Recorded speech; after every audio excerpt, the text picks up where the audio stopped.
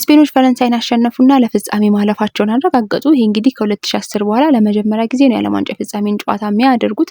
በሚገርም ሁኔታ የጨዋታ ከመደረጉ በፊት አብዛኛው እግር ኳስ ተመልካች ግምቱን ለፈረንሳይ ነበር የሰጠው፣ ፈረንሳይ ታሸንፋለች ብሎ።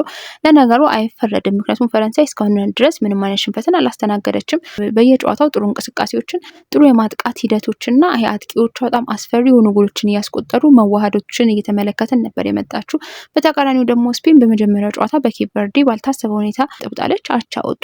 ከዛ በኋላ በየጨዋታው ላይ ክፍተቶቿ እየታየባት ነገር ግን ራሳቸውን እያሻሻሉና እየተማሩ የሚሄዱት ስፔኖች ነበሩና ለፈረንሳይ ግምት መሰጠቱ አይገርምም። ግን በ97 ደቂቃ ሜዳ ላይ ስፔኖች ያንን የሚያምርና ውብ እግር ኳሳቸውን ተጫውተው ፈረንሳይን 2-0 ነው ያሸነፉት። እንግዲህ ፈረንሳዮች ምንም ጎል አላስቆጠሩም፣ ስፔኖች ምንም ጎል አልተቆጠረባቸውም። ለነገሩ ስፔን በዚህ ዓለም ዋንጫ አንድ ጎል ብቻ ነው የተቆጠረባትና በጣም ጥሩ የሚባል ተከላካይ ካላቸው ሀገሮች መካከል አንዷ ስፔን ናት። ይሄ የፈረንሳይን አስፈሪውን የአጥቂ መስመር በፍጹም አልተመለከትነውም ነበር፣ በተለይ የመጀመሪያው አጋማሽ ላይ። ሁለተኛው አጋማሽም ስፔኖች ሁለተኛውን ጎል አስቆጥረው የተወሰኑ ተጫዋቾቻቸውን ቅያሬ እስኪገቡ ድረስ ብዙ ሙከራ በፈረንሳይ በኩል እየተደረገ አልነበረም። በመጀመሪያው አጋማሽ ይሄ ፔናልቲው ኢንሲደንትና ስፔኖች ያስቆጠሯት ጎል ነበረች ታርጌቱን የጠበቀ ሙከራ በሁለቱም በኩል።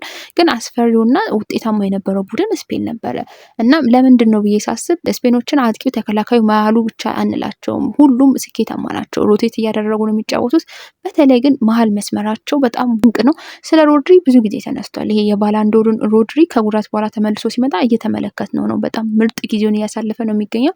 ከዛ ውጪ ደግሞ ዳኒ ኦልሞን እናነሳለን። በጣም ብዙ ያልተነሳለት ግን በጣም ብዙ ድንቅ ስራዎች የሚሰራ። በዚህ ጨዋታ ላይ ወደ 96% የሚሆኑት ኳሶቹ አኩሬት ነበሩ። በቃ ስኬታማ የሚባሉ ፈረንሳዮችን ሲያስጨንቁ የነበሩ ኳሶችን ነበር ሲያቀብል የነበረው። አንድ ኳስ ብቻ ነው ፌል የተደረገበት እና ኦልሞ ከጨዋታ ሻይን እያደረገ ያለ ተጫዋች። መሀል ላይ እነ ፋቢያን ሉዊስ ምርጥ ነበሩ።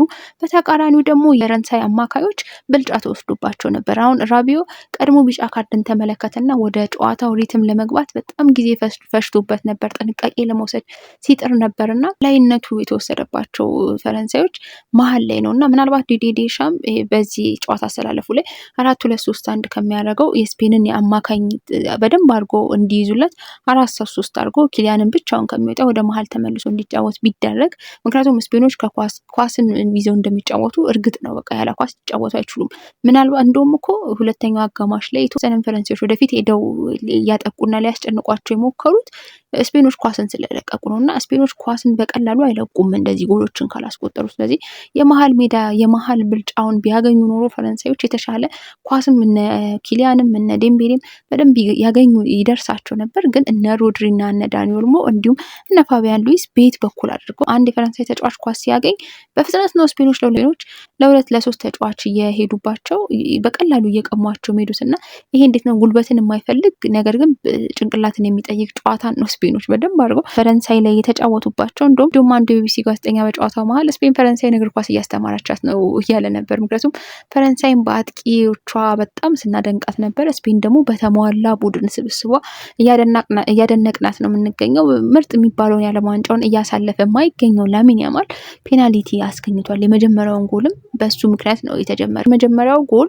ምን ያስታውሰኛል መሰላችሁ? ወደኋላ ተመልሰን የእንግሊዝ ፕሪሚየር ሊግ ጨዋታ ላይ ወደ መጠናቀቂያው ሳምንታቱ ያለቁ በነበረበት ሰዓት ላይ ቶተናም ለመውረድና ላለመውረድ ሲጫወት ከሊድስ ጋር በነበረው ጨዋታ ማቲያስ ቴል ጎልን አስቆጠርና ቶተናሞቹ እየመሩ በነበረበት ሰዓት ላይ ሊድሶች በሚያጠቁበት ሰዓት ላይ እኛትን ኳስ ወደኋላ እመልሳለሁ ሲል ከኋላ የሊድሱን አምበል ኢታን አምባዱን አልተመለከተውም እና ይመተዋል። ፔናልቲ ተሰጥቶባቸው ወደ አሸነፍን ብለው ያሉትን ጨዋታ የወጡበት ጨዋታ አለና ተመሳሳይ ኢንሲደንት ነው ላሚን ያማል ላይም ፔናልቲ የተሰጠውና ሁለተኛውን ጎል ያስቆጠረው ፔድሮ ፖሎም ከኦልሞ ጋር በጣም ጥሩ የሚባል የኳስ ቅብብልን ነበር ያደረገው።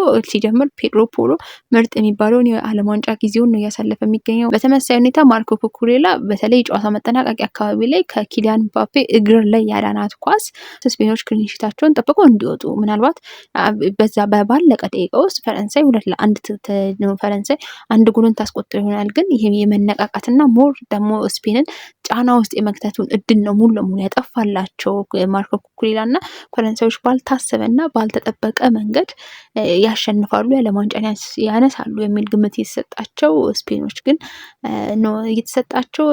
ግን ይህንን ጨዋታ ከጨዋታ የበላይነት ጋር ፈረንሳይን አሸንፈው ለፍጻሜ አልፈዋል። እንግዲህ ስፔንን የሚገጥማት የአርጀንቲናና የእንግሊዝ አሸናፊ ነው እና የትኛውን ቡድን በአሁኑ ሰዓት ስፔንን በመግጠሙ ደስተኛ ይሆናል ብዬ አላስብም። ምክንያቱም ስፔኖች ዛሬ ተአምር ነው ያስመለከቱን። እንግዲህ ቀጣዩ ምን ይፈጠራል አብረን እናያለን።